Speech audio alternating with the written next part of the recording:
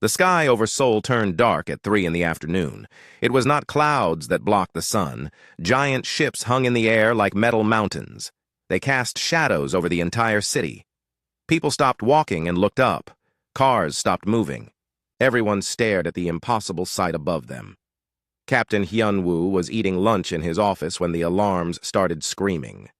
He ran to the window of the military building and saw them. The ships were bigger than anything humans had ever built. They were smooth and silver with no windows he could see. They just floated there, silent and waiting. "Sir, we have reports from around the world," his assistant Jin-soo said, running into the room. "The same ships are over every major city. New York, London, Tokyo, Moscow, everywhere." Hyun-woo grabbed his radio. "All units, this is Captain Hyun-woo. Battle stations. This is not a drill." He had trained for many things in his 20 years as a soldier. He had never trained for this. Dr. Mi-young was in her laboratory when the ships appeared. She studied life forms from other planets, though. She had never seen a living alien. She had always hoped that one day humans would meet other intelligent life. Now that day had come, and she was terrified. The first message came at 4 o'clock.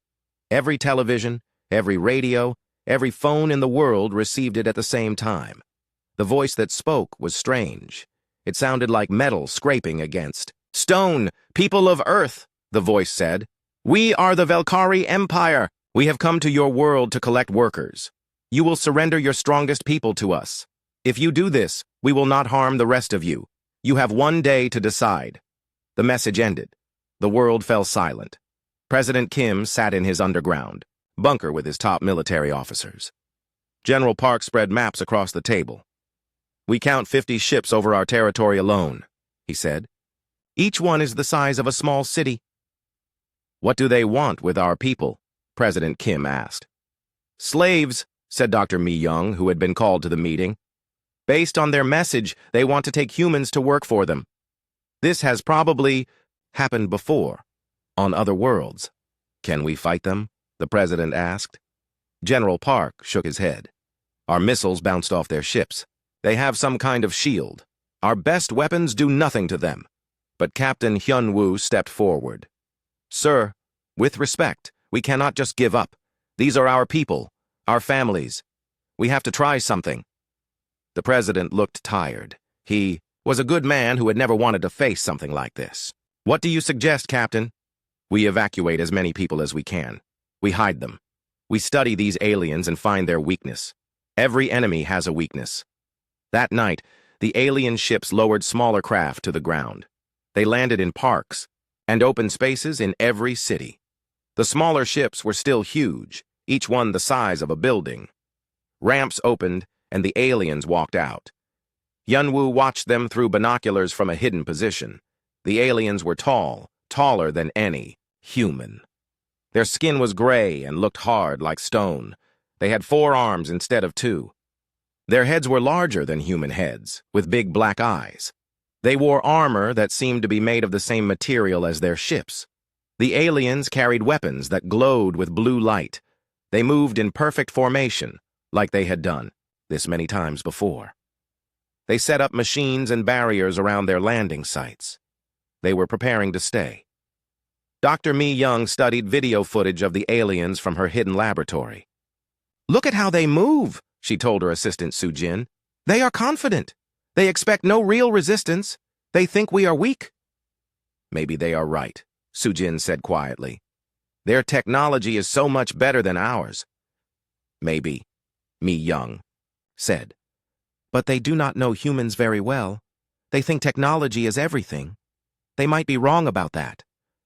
The aliens began broadcasting new messages.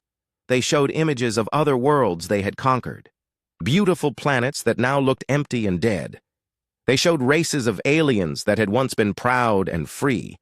Now these beings worked in mines and factories, their eyes empty of hope. "This is what happens to those who resist," the metal voice said. "Choose cooperation. Choose survival." Many people became afraid. Some cities began gathering their strongest citizens to give to the aliens. The aliens had promised to take only some humans and leave the rest alone.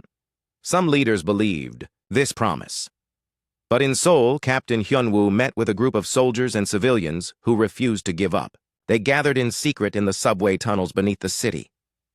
"We all saw what happened to those other worlds," Hyunwoo said to the group.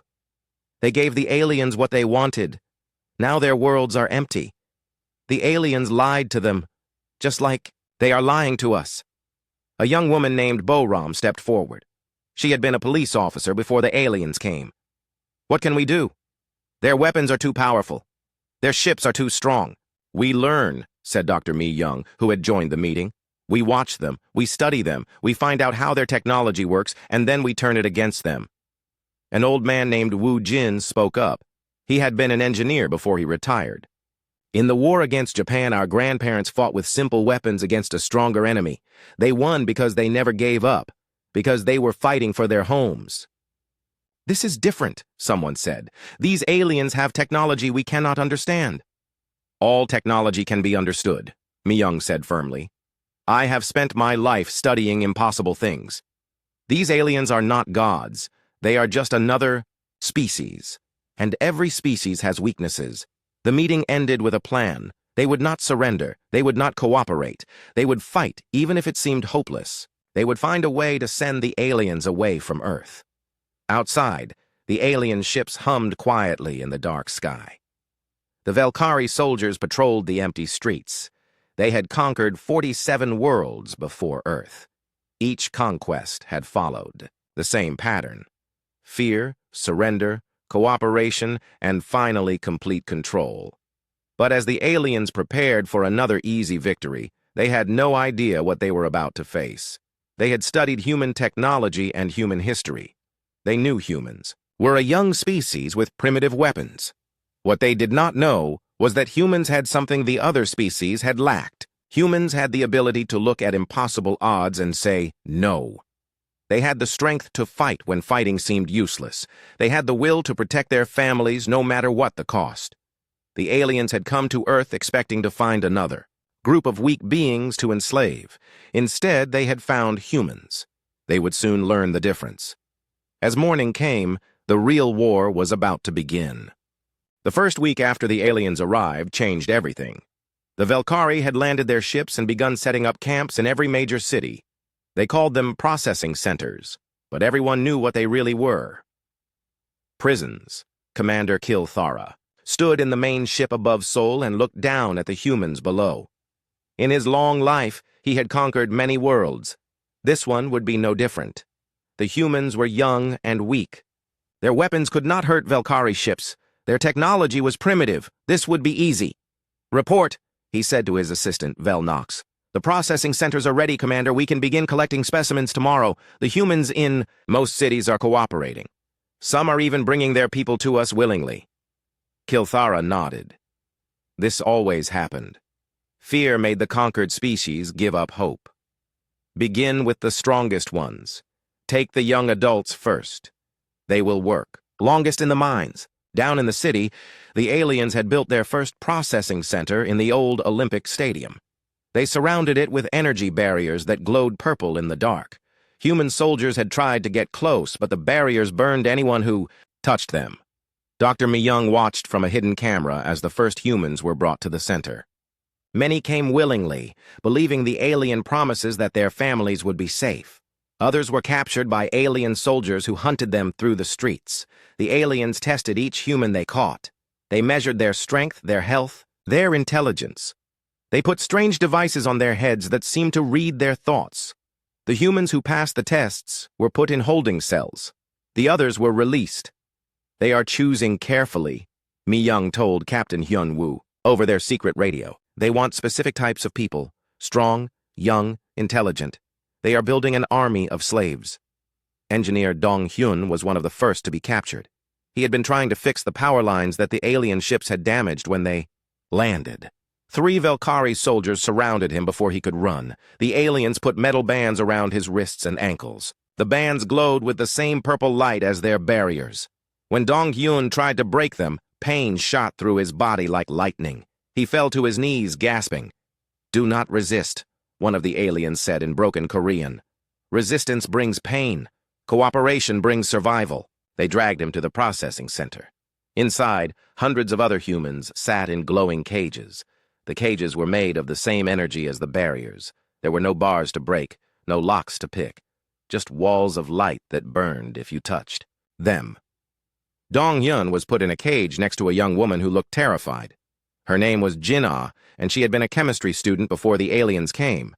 She had been caught trying to help her younger brother escape the city. "How long have you been here?" Dong Hyun asked her quietly. 3 days, Jin-ah whispered back. "They test us every day. They take some people away and they never come back. I think they are sending them to other worlds." Dong Hyun looked around the processing center. The aliens had set up their equipment everywhere. Machines that hummed and beeped, computers with strange symbols, weapons that glowed with deadly light. Everything was powered by crystals that pulsed with energy. "Those crystals," he said to Jin-ah. "Do you see how they all pulse at the same time? Like they are connected somehow." Jin-ah nodded. She had noticed the same thing. As a chemistry student, she was trained to observe patterns. "The whole facility runs on some kind of network. If we could disrupt it somehow—" "We would need to understand how it works first," Dong Hyun said, "and we would need tools, materials, things we do not have." But Jin-ah smiled for the first time since being captured. "Maybe we do have them. Look around. What do you see?" Dong Hyun looked more carefully. The aliens fed the humans simple meals twice a day. The food came in metal containers. The water came through metal pipes. There were cleaning supplies in the corner that the aliens used to maintain their equipment. "You are thinking like a chemist," Dong Hyun said, beginning to understand. "And you are thinking like an engineer," Jin-ah replied. "Together, maybe we can think like escape artists." Outside the processing center, Captain Yunwoo was planning his own attack. He had gathered 50 of his best soldiers in the subway tunnels. They had studied the alien patterns for a week. The aliens were confident, maybe too confident. "They patrol the same routes every night," he told his team. 3 soldiers every 2 hours. They do not expect any real threat. Sergeant Boram studied the map they had drawn of the alien positions. "Their weapons are powerful, but they have to aim them. If we move fast enough, get close enough, maybe we can take some of them." "What good will that do?" asked Private Tae-ho. "Even if we capture some aliens, we cannot hurt their ships." "We do not need to hurt their ships yet," Hyun-woo said. "We need to learn about them, study their technology. Dr. Mi-young thinks their equipment might have weaknesses we can exploit." That night, they struck. Hyun-woo's team moved through the dark streets like shadows. They had painted their faces black and wore dark clothes. They moved without making any sound. The alien patrol came down the street exactly on schedule. 3 Velkari soldiers, tall and confident, carrying weapons that could kill a human instantly. They did not expect any danger in this conquered city. The humans attacked from 3 directions at once. Boram threw a net over the first alien's head while Tae-ho tackled his legs. The alien was strong, but he was caught by surprise. Hyun-woo hit the second alien with a metal pipe, making him drop his weapon. The third alien raised his gun to fire, but more soldiers appeared from the shadows. In 30 seconds, all 3 aliens were on the ground, unconscious. "Get their equipment," Hyun-woo ordered. "Take everything, and be careful with those weapons." They dragged the aliens and their equipment back to the subway tunnels. Dr. Mi-young was waiting with her research team. She had set up a laboratory in an abandoned train car. "This is incredible," she said as she examined the alien weapons. "The technology is completely different from ours, but the basic principles are the same. They use energy, just stored and directed in ways we never thought of." She picked up one of the crystal power sources. It was warm to the touch and glowed softly. "This crystal contains more energy than our best batteries. But look at this structure. It is not just storing energy, it is amplifying it somehow." Woo Jin, the old engineer, looked at the alien armor. "This material is like nothing I have ever seen. It is light as plastic but strong as steel. How do they make this?" "We will find out," Mi-young said. "We have to. Our people are depending on us." Back in the processing center, Dong Hyun and Jin-ah had begun their own research. During the day, they pretended to be broken and hopeless like the other prisoners. But at night, they studied everything they could see. Jin-ah had noticed that the aliens used the same cleaning chemical on all their equipment. She had watched them carefully and figured out that it was not just for cleaning. The chemicals seemed to make the alien technology work better. "It is some kind of conductor," she told Dong-hyun. "It helps their energy flow through their machines. But if it helps energy flow, maybe it could help too much energy flow." Dong-hyun understood immediately. "You want to overload their systems." "I want to make them explode," Jinna said quietly. "But I need to know more about their chemistry first." They began collecting things. Jinna saved drops of the cleaning chemical in a small container she made from food packaging. Dong-hyun collected pieces of metal from their meal containers. They hid everything carefully, knowing that discovery would mean death. The aliens grew, more confident each day. They had captured thousands of humans with no real resistance. Some cities had even offered their people willingly, hoping to save themselves. The Velkari had expected this. It always happened the same way. Commander Kilthara received reports from all over the world. The conquest was proceeding perfectly. Soon they would have enough human slaves to work the mines of a dozen worlds. After that, they would take the rest of the humans and strip Earth of its resources. "The humans are weaker than we thought," Velnox reported. "Some try to fight, but their weapons cannot hurt us. Most simply surrender when they see our power." "Good," Kilthara said. "Begin preparing the transport ships. We will start moving the first groups to the mining worlds next week." But in the shadows and tunnels beneath the conquered cities, something was growing. The humans who refused to surrender were learning. They were adapting. They were preparing to show the Velkari Empire something they had never seen before. The aliens had conquered 47 worlds by studying their technology and overwhelming their defenses. They had never faced a species that could look at impossible technology and simply decide to understand it. They had never fought creatures who could take hopeless situations and find a way to fight back. They were about to learn that humans were different. Very different. 12 days had passed since the aliens captured Dong-hyun and Jinna. The processing center had become their prison, but it was also becoming their laboratory. Every day, they learned something new about their captors. Dong-hyun had figured out that the energy restraints around his wrists worked on a specific frequency. As an engineer, he understood waves and vibrations. The purple bands that kept him prisoner were just another kind of machine, and all machines could be broken if you understood how they worked. "The frequency changes every few hours," he whispered to Jinna during their evening meal. "But it follows a pattern, like a code that repeats itself." Jinna had been studying the cleaning chemicals the aliens used. She had managed to collect enough drops to run simple tests using pieces of metal from their food containers. "Their technology depends on these chemicals more than they realize," she said quietly. "Without them, their energy systems become unstable." Around them, other prisoners sat in despair. Many had given up hope of ever seeing their families again. The aliens had taken groups of people away every day. Those people never came back. Everyone knew they were being sent to alien worlds to work as slaves until they died, but some prisoners still had fight left in them. A teacher named Soo-jin had been organizing the others, keeping their spirits up with stories and songs. A mechanic named Woo-sung had been mapping the layout of the facility, noting every detail. "We cannot stay here much longer," Dong-hyun told them all during one of their secret meetings. "Tomorrow they are taking another group to the ships. We could be chosen." "Then we escape tonight," Jinna said simply. The others stared at her. "How?" asked Soo-jin. "The energy barriers are too strong. The alien guards have weapons that can kill us instantly." Jinna smiled and pulled out a small container she had hidden in her clothes. "Chemistry," she said. "I have been collecting their cleaning chemical. I know what it does now. It makes their energy flow smoothly. But if I mix it with some other things I found," she showed them small pieces of metal and other materials she had gathered, "I can make it do the opposite. Instead of helping energy flow, it will make energy explode." Dong-hyun nodded. "And I have been studying the frequency of our restraints. I think I can build something to disrupt them. We just need the right materials." "What materials?" asked Woo-sung. Dong-hyun pointed to the light fixtures above them. "Wire. And the metal from our food containers. And most importantly, we need to work together. All of us." That night, they put their plan into action. The alien guards, Velnox and Kethron, had grown lazy. The humans had been quiet and obedient for days. There seemed to be no danger from these weak creatures. Jinnah had mixed her chemicals carefully.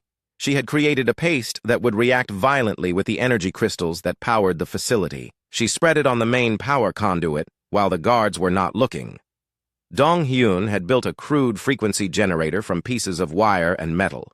It was not sophisticated, but it did not need to be. He just needed to disrupt the restraint. Frequency for a few seconds. At exactly 3 in the morning, they struck. Dong Hyun activated his device and every energy restraint in the facility flickered and died. At the same moment, Jinnah's chemical paste reached the main power crystal. The explosion was not large, but it was enough. The energy barriers around the cells disappeared. Emergency lights began flashing. Alarms screamed throughout the building. "Now!" shouted Soo-jin, and all the prisoners ran. But they did not run toward the exits. That was what the aliens expected. Instead, they ran deeper into the facility, toward the alien equipment and weapons. Velnox and Kethron rushed toward the prison cells, expecting to find humans trying to escape. Instead, they found empty cells and alarms blaring everywhere. "Impossible," Velnox said. "The humans cannot have escaped. Their restraints are unbreakable." Then Dong Hyun appeared behind them, carrying one of their own energy weapons. "You are right," he said in English.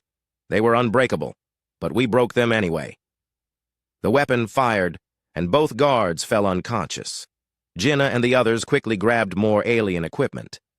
They had studied these weapons for days. They knew how to use them. "This is not just an escape," Jinnah announced to the group. "We are taking this whole place down." The freed prisoners spread throughout the facility. Soo-jin led a group to the communication center. Woo-sung took others to the power systems. They moved with purpose and determination that surprised even themselves. Captain Hyunwoo was in his underground command center when he received the signal. It was the emergency frequency they had agreed on, broadcast from inside the processing center. "This is Jinnah," came the voice over the radio. "We are free. We have weapons. And we are not finished yet." "Jinnah, get out of there," Hyunwoo replied. "The aliens will send reinforcements." "No," came the firm reply. "We are not running. We are taking this place down, and we are taking all their equipment with us." Dr. Mi-young was listening to the conversation from her laboratory. "They are right," she said. "If they can capture alien technology from inside the facility, we can learn so much more." Hyunwoo made a decision that would change everything. "All units, this is Captain Hyunwoo. Operation Liberation begins now. We attack the processing center. Our people inside have given us the chance we needed." Throughout Seoul, hidden groups of soldiers and civilians began moving toward the processing center. They had been preparing for this moment for 2 weeks. They carried homemade weapons and captured alien equipment. They were outnumbered and outgunned, but they no longer cared. Inside the facility, the freed prisoners were discovering things that amazed them. The aliens had not just brought weapons and restraints. They had brought computers full of information, maps of other worlds, records of their other conquests. Soo-jin found files showing what had happened to the 47 worlds the aliens had conquered before Earth. She saw beautiful planets stripped of all life, their populations worked to death in mines and factories. She saw entire species that had simply given up and died. "Look at this," she called to the others. "This is what they planned for us. They were going to take everyone, not just some of us. Everyone." The knowledge filled them with a cold rage. These aliens had lied from the beginning. There was no cooperation, no survival for those who surrendered. There was only slavery and death. Woo-sung found something even more important. Technical manuals for all the alien equipment, written in symbols they could not read, but with diagrams they could understand. "Jinnah, look at this. This shows how all their technology works." Jinnah studied the diagrams quickly. Her chemistry knowledge helped her understand the energy systems. "It is not as advanced as we thought. It is just different. We can learn this. We can copy it. We can improve it." Outside, the alien reinforcements were arriving. Commander Kilthara himself came down from his ship to handle this impossible situation. "How did the humans escape?" he demanded of his soldiers. "We do not know, Commander. The restraints failed. The barriers collapsed. It should not be possible." Kilthara studied the facility through his scanner. "There are humans inside with our weapons.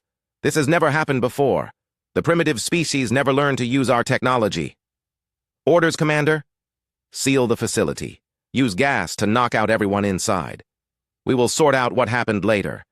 But, as the alien soldiers moved to surround the building, Captain Hyunwoo's forces attacked from all directions. Humans armed with alien weapons and homemade explosives struck the alien positions. The battle for the processing center had begun. Inside the facility, alarms were still screaming. Jinnah and her group worked frantically to gather as much alien technology as they could carry. They knew they only had minutes before the building would be surrounded. "We cannot take everything," Dong-hyun said. "But we can destroy what we cannot take." Jinnah smiled grimly. "I have enough chemical explosive left to bring down this whole building. But first, let me try something else." She had found the main computer that controlled all the alien equipment in the facility. Using her chemical mixture, she began coating the power crystals that ran the system. "What are you doing?" asked Soo-jin. "I am sending these aliens a message," Jinnah replied. I'm showing them what happens when you underestimate humans." The chemicals reacted with the crystals, causing them to overload. Energy surged through every system in the building. Lights exploded, computers sparked and died, and the main power core began to glow dangerously bright. "Everyone out!" shouted Dong-hyun. "This whole place is going to explode!" They ran for the exits, carrying stolen alien weapons and equipment. Behind them, the processing center began to tear itself apart as its own power systems destroyed it from within. Outside, the battle was fierce. Human soldiers fought alien troops in the streets around the facility. The aliens had superior weapons, but the humans fought with desperate courage. Then the processing center exploded. The blast lit up the night sky and sent shock waves through the city. When the smoke cleared, nothing was left but rubble and twisted metal. Commander Kilthara stared at the destruction in disbelief. A facility that had been built to last centuries had been destroyed by the very humans it was meant to imprison. "This is impossible," he said. "No species has ever done this before." But in the ruins of the processing center, something new had been born. 2 months had passed since the processing center exploded. The war between humans and the Valkyrie Empire had begun in earnest. What started as desperate escape attempts had grown into something the aliens had never faced before: organized resistance. Dr. Mi-young worked in her underground laboratory, surrounded by pieces of captured alien technology. The subway tunnel had been converted into a research facility where teams of scientists, engineers, and mechanics worked around the clock to understand their enemies' weapons. "Look at this," she said to her assistant Soo-jin, holding up a Valkyrie energy weapon. "We have improved their design by 30%. The power output is higher, the energy consumption is lower, and it is easier to build." Soo-jin examined the modified weapon with amazement. "How is that possible? Their technology is supposed to be more advanced than ours." "More advanced does not always mean better designed," Mi-young explained. "The Valkyrie have been using the same technology for centuries. They never had to improve it because no one ever fought back. We are learning faster than they can adapt." Above ground, Sergeant Bo-ram led her team through the ruins of downtown Seoul. The city had become a battlefield, with alien patrols hunting human resistance fighters through the destroyed streets. But the humans had advantages the aliens did not expect. "Remember," Bo-ram whispered to her squad, "they think in straight lines, they follow patterns, we do not." Her team moved through sewers, abandoned buildings, and subway tunnels. They knew every shortcut, every hiding place, every weakness in the alien patrol routes. This was their city, their home. The aliens were just visitors. The Valkyrie had expected to face human military forces in organized battles. Instead, they found themselves fighting ghosts. Humans would appear, strike hard, and vanish before reinforcements could arrive. Their supply convoys were attacked by fighters who seemed to know exactly when and where they would be vulnerable. Technician. Woo-jin had set up a communication network that connected resistance cells around the world. Using a combination of old human technology and captured alien equipment, he could coordinate attacks across multiple continents. "Seoul team reports successful strike on alien fuel depot," he announced to the command center. "London team has taken out a patrol squad.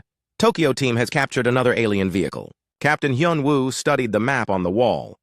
Red pins marked alien positions, blue pins marked human strongholds.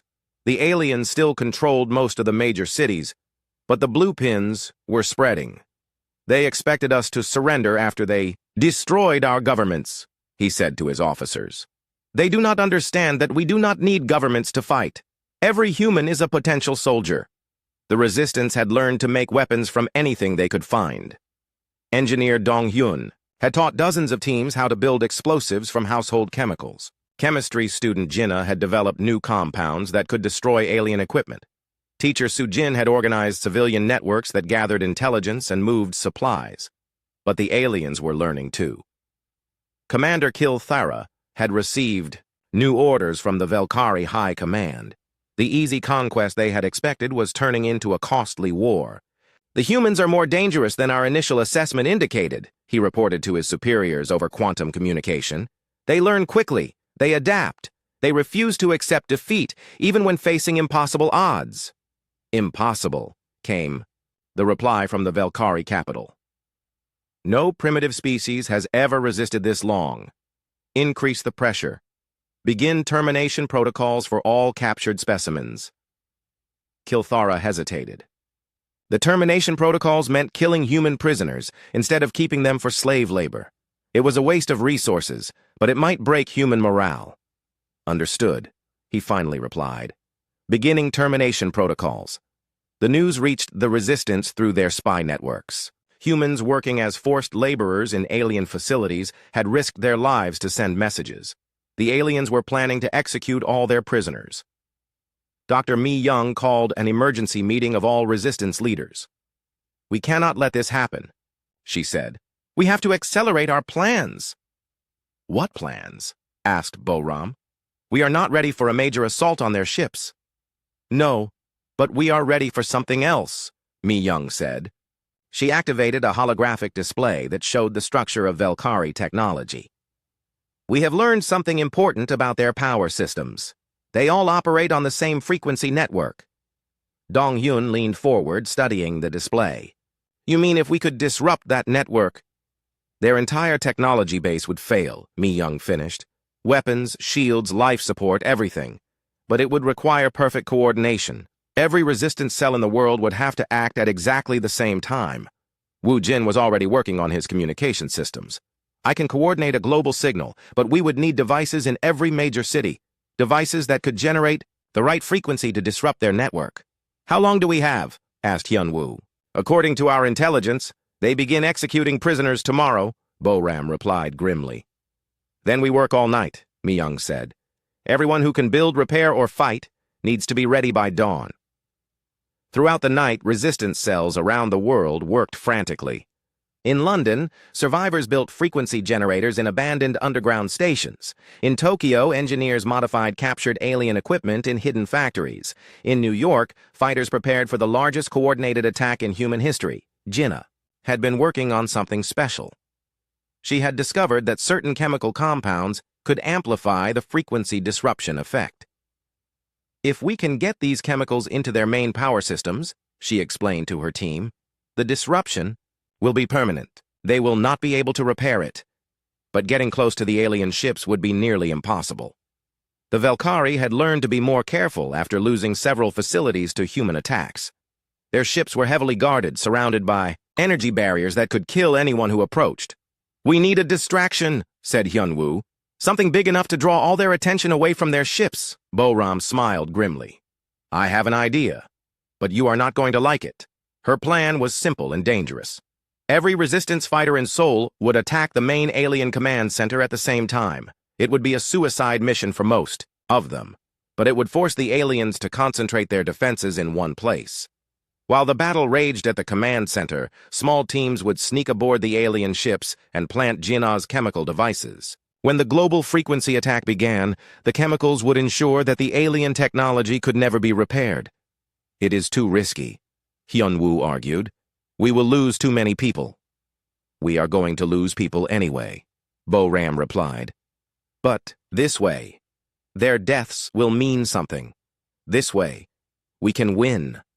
As dawn approached, resistance fighters around the world took their positions. They carried weapons built from captured alien technology and human ingenuity. They moved with the confidence of people who had learned that impossible odds could be overcome with determination and intelligence. The Velkari had no idea what was coming. They had dealt with 47 conquered species before humans. None of those species had ever coordinated a global attack. None had ever learned to improve upon Velkari technology. None had ever shown the kind of stubborn refusal to surrender that humans displayed every day. Commander Kilthara was preparing to begin the execution of human prisoners when his sensors detected unusual activity around the world. Human resistance. Cells were moving toward alien positions in every major city. It appears the humans are planning some kind of coordinated attack, his intelligence officer reported. Should we increase security? Kilthara studied the tactical displays.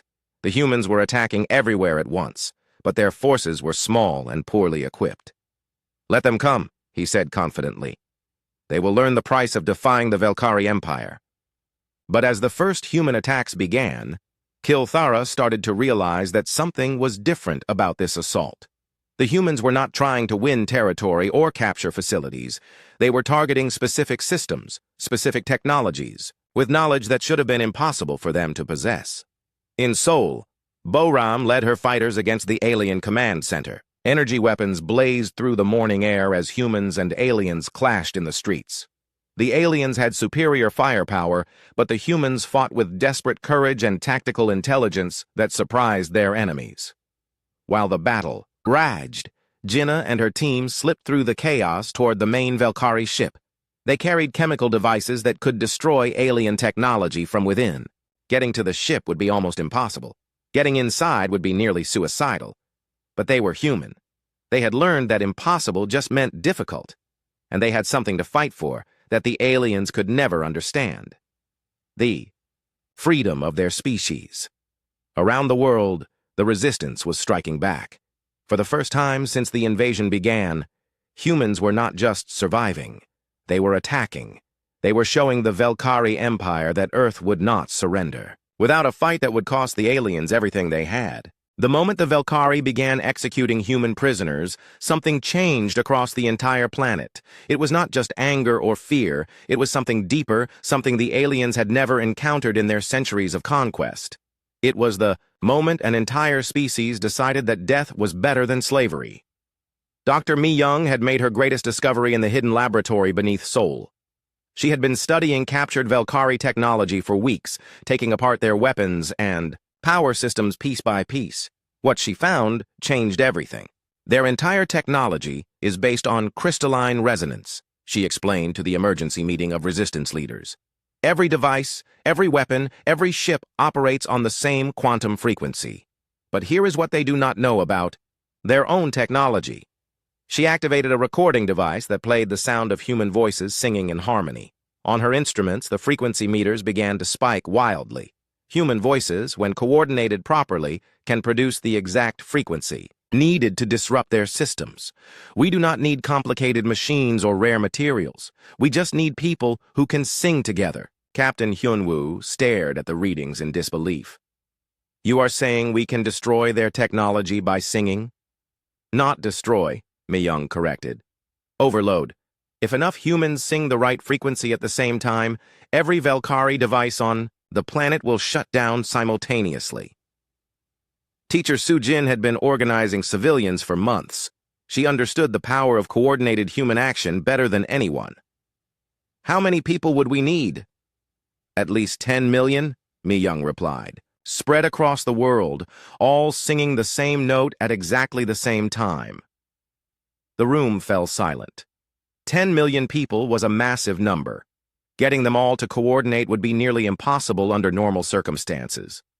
Under alien occupation, it seemed hopeless, but technician Woo Jin was already working on his communication systems. I can broadcast the signal globally. Every hidden radio, every resistance cell, every survivor group can receive it, but they would have to trust us completely. They would have to come out of hiding. They will do it, said Soo-jin quietly. When they learn what the aliens are doing to our people, they will do anything to stop it. The plan was both simple and incredibly complex. At exactly noon, Seoul time, every human on Earth who could receive the signal would begin singing a specific musical note. The note that Dr. Mi Young had calculated would overload Valkyrie technology. While the alien systems were disabled, strike teams would attack their ships and facilities with conventional weapons. Without their energy shields and advanced weapons, the Valkyrie would be vulnerable for the first time since the invasion began. But first, they had to spread the word to resistance cells around the world. And they had to do it without the aliens discovering the plan. Engineer Dong Hyun had been working on something special for this moment. Using captured alien technology, he had built weapons that were actually superior to the original Valkyrie designs. The aliens had grown comfortable with their technology over centuries of easy conquests. They had never needed to innovate or improve. Human creativity, he explained to his team as they prepared the new weapons. We take their technology and make it better because we have to. They never had to fight for their lives before. Jinnah had developed new chemical compounds that would ensure the alien technology could never be repaired once it was damaged. Her chemistry knowledge, combined with alien materials, had created substances that could permanently destroy crystalline power systems. When their technology fails, she said, we make sure it stays failed. Sergeant Bo Ram trained strike teams for the assault on alien positions. The humans had learned to fight like no species the Valkyrie had ever faced. They used tactics that military computers classified as impossible because they required fighters to accept almost certain death. We fight for our children, she told her soldiers. We fight for every human who will ever be born. The aliens think we are weak because we are young. They are about to learn that young means hungry, and we are hungry for our freedom. Around the world, the message spread through hidden networks. In London, survivors gathered in the ruins of Westminster. In Tokyo, resistance fighters emerged from subway tunnels. In New York, humans who had been hiding for months came out into the open. The aliens noticed the unusual activity but could not understand what it meant. Commander Kilthara received reports of human gatherings in every major city. They are coming. Out of hiding, his intelligence officer reported. Large groups of humans are gathering in open areas. We could capture thousands of them easily. It must be some kind of surrender ceremony, Kilthara decided. Perhaps they have finally realized that resistance is futile. But Dr. Mi Young knew better. She could see the determination in the faces of people around the world through her communication networks. These people were not surrendering. They were preparing to sing their species to freedom. At 11:58 a.m. Seoul time, 10 million humans took their positions around the world. They stood in city squares, on rooftops, in hidden bunkers, and in the ruins of their civilization. They held simple radios and communication devices, waiting for the signal. Many of them would not survive the next hour. The aliens would strike back hard once they realized what was happening. But every person who stood ready to sing understood that some things were worth dying for. At exactly noon, Sujin's voice rang out from every radio on Earth. For our children, she said simply. For our future. For our freedom. Now. 10 million voices rose in perfect harmony, singing a single note that had never been heard before on any world. The sound echoed through cities and across continents, carried by radio waves and human determination. The effect on Valkyrie technology was immediate and catastrophic. On every alien ship, power systems began to overload. Weapons shut down, shields failed, life support systems sparked and died. The crystalline technology that had conquered 47 worlds simply could not handle the frequency that human voices produced. Commander Kilthara watched in horror as his flagship lost power and began falling from the sky. Impossible, he gasped into his emergency communicator. No species can coordinate this kind of attack. No primitive vocal cords can produce these frequencies. But the humans were not finished.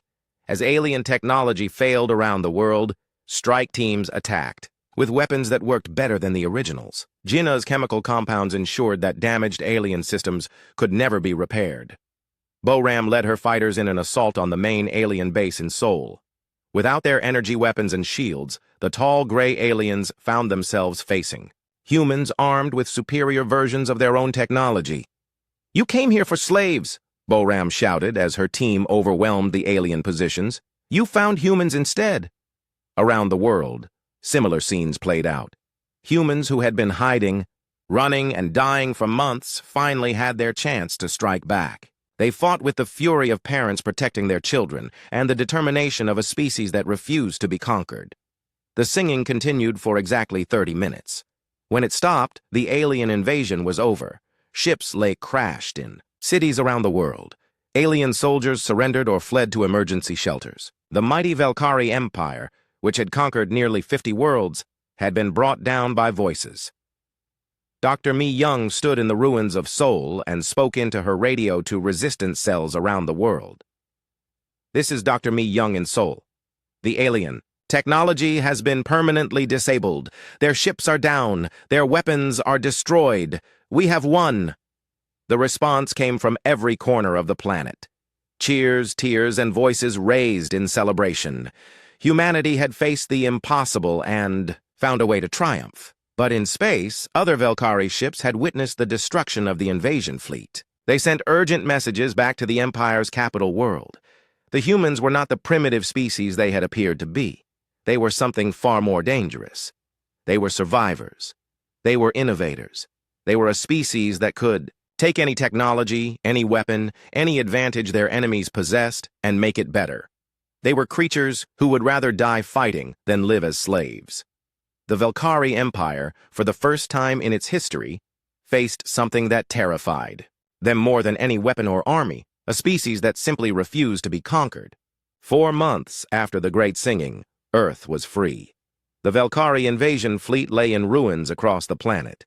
Alien ships that had once seemed invincible were now broken metal scattered through city streets. The proud warriors of an empire that had conquered 47 worlds were either dead, captured, or hiding in the wreckage of their technology. Commander Kilthara broadcast his final report from the emergency pod of his destroyed flagship. The massive ship that had carried thousands of Valkyrie soldiers now lay crashed in the Han River, its crystalline power systems permanently destroyed by human voices and Jinnah's chemical compounds. High Command, he spoke into his quantum communicator, with a voice that shook with defeat and terror. The Earth conquest has failed completely. The humans, they are not like any species we have encountered. They learn faster than our tactics can adapt. They improve our own technology beyond our understanding. They coordinate attacks that our military computers classify as theoretically impossible. The response from the Valkyrie capital was immediate and harsh. Impossible. No primitive species has ever resisted the Empire. You must have made tactical errors. Kilthara looked at the data recordings of the past 4 months. Human resistance fighters using weapons that outperformed original Valkyrie designs, coordinated global attacks that required impossible levels of organization, and most terrifying of all, the image of 10 million humans singing in perfect harmony to destroy technology that had taken the Valkyrie centuries to develop. They turned our weapons against us, he reported. They made them better. They used our own power systems to destroy our ships. They fought with tactics that prioritize victory over survival. They sacrificed themselves willingly to protect others of their species. Explain the current tactical situation. Kilthara's voice broke slightly. There is no tactical situation. The invasion fleet is destroyed. Our soldiers are dead or captured. The humans have captured enough of our technology to reverse engineer our entire science base. And they are learning faster than we can compensate. On Ray, Earth, Dr. Mi Young stood in her expanded laboratory, now housed in a captured Valkyrie ship that human engineers had restored and improved. The alien vessel had been turned into a research facility where teams of scientists studied every piece of Valkyrie technology. Look at this, she said to her assistant Su Jin, holding up a crystal power core that now glowed brighter than any original Valkyrie design. We have increased their energy output by 400%. Their empire conquered worlds with technology that we can improve in weeks. Captain Hyunwoo walked through the streets of Seoul, which were being rebuilt, with a combination of human engineering and captured alien technology. Buildings rose faster and stronger than ever before. The transportation systems used Valkyrie anti-gravity combined with human innovation to create something neither species could have achieved alone. The ironic thing, he said to his officers, is that the invasion made us stronger. We learned their science, took their best ideas, and made them better. If they had left us alone, we would have developed our own technology slowly. Now we have jumped ahead by centuries. Student Tejo had found one of the last alien soldiers hiding in the basement of his university. The Velkari warrior was huddled in a corner, his forearms wrapped around his knees, his large black eyes staring at nothing. "They sing," the alien whispered in broken Korean when Tejo approached. "They sing, and our technology dies. They sing, and ships fall from sky.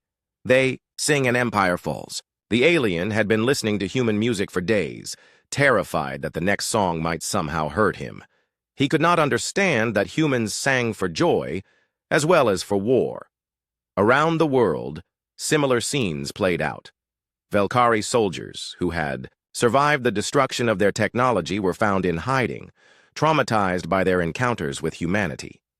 Many refused to eat, convinced that human food might contain chemicals that could kill them. Others sat staring at the sky, waiting for more human voices to sing their death. Engineer Dong Hyun had been put in charge of interrogating captured aliens. What he learned changed everything humanity thought about their place in the galaxy. "The Velkari Empire controls over 300 worlds," he reported to the Earth Defense Council. "They have been conquering species for over 1,000 years, but they have never faced anything like us." "What makes us different?" asked President Kim, who had been elected to lead the rebuilt government. "Every other species they conquered accepted defeat after losing their first major battle," Dong Hyun explained. "They saw the superior technology and surrendered. The idea of studying enemy technology and improving it never occurred to them. The concept of sacrificing individual lives for species survival is completely foreign to them." Dr. Mi Young had interviewed dozens of captured aliens. What she discovered was both encouraging and terrifying. "They are not evil," she reported to the Leadership Council. "They are just limited. They see technology as fixed, unchangeable. They cannot imagine that a younger species might be able to improve their designs. They think in terms of overwhelming force, not adaptation or innovation. So they never expected us to fight back?" "They expected us to fight back," Mi Young corrected. "They just expected us to lose quickly and accept slavery. The idea that we would rather die than surrender, that we would turn their own weapons against them, that we would coordinate a global attack using something as simple as singing. None of that was in their databases." Technician Wu Jin had been monitoring alien communications from space. What he heard made it clear that Earth's problems were not over. "There are other Velkari fleets out there," he reported. "Bigger ones. They are debating whether to send reinforcements or to abandon Earth entirely." "What are they saying?" "The debates are interesting," Wu Jin said, playing back translated audio recordings. "Some want to send their entire military to crush us. Others are arguing that humans are too dangerous to engage. They are calling us an extinction-level threat to their empire." Jinnah had been working on new defensive systems using improved Velkari technology.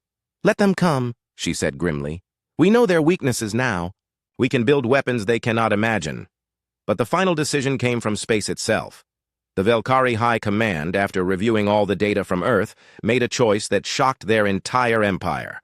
All Velkari vessels are hereby ordered to maintain a minimum distance of 10,000 light-years from the Sol system, came the official decree.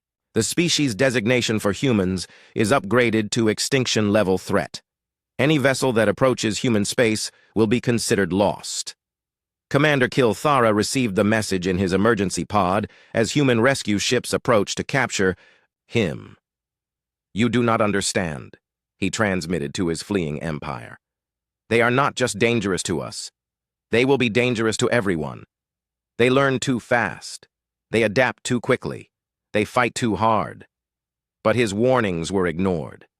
The Velkari Empire, for the first time in its history, was retreating. They had found something they could not conquer, something they could not understand, something that terrified them more than death itself. Artist Yan Su was commissioned to create a memorial for those who had died during the invasion. She built a sculpture in the center of Seoul showing a child breaking free from chains, reaching toward the stars. "This is for those who sang," read the inscription in both Korean and the alien script that humans had learned to read. "This is for those who fought. This is for those who showed the galaxy what it means to be human." Captain Hyunwoo stood before the memorial, as the last Velkari ships disappeared from Earth's sensors. "They came here thinking we were just another primitive species to enslave," he said to the gathered crowd. "They found out that humans are not victims. We are the species that other species have nightmares about." 6 months later, deep space, monitoring stations began picking up communications from other alien civilizations. The word was spreading throughout the galaxy. Earth was dangerous. Humans were not to be approached under any circumstances. The Velkari Empire had created their own worst enemy. By attacking Earth, they had forced humanity to learn and improve alien technology at an incredible pace. They had united a species that had been divided by borders and differences. They had taught humans that they were not alone in the universe and that they were strong enough to defend themselves. Dr. Mi Young received the final report from the last interrogation of Velkari prisoners. "They want to know if we will come. After them," she announced to the Earth Defense Council. "They want to know if humans will leave their space alone." "What did you tell them?" Mi Young smiled, but it was not a gentle smile. "I told them that depends entirely on whether they ever threaten another human being. I told them that humans remember everything. I told them that we know where their empire is now, and we know how their technology works." "And how did they react?" "They cried," Mi Young said simply. For the first time in the recorded history of their species, Velkari warriors cried from fear. In the depths of space, alien civilizations began to whisper stories about the third planet of a yellow star.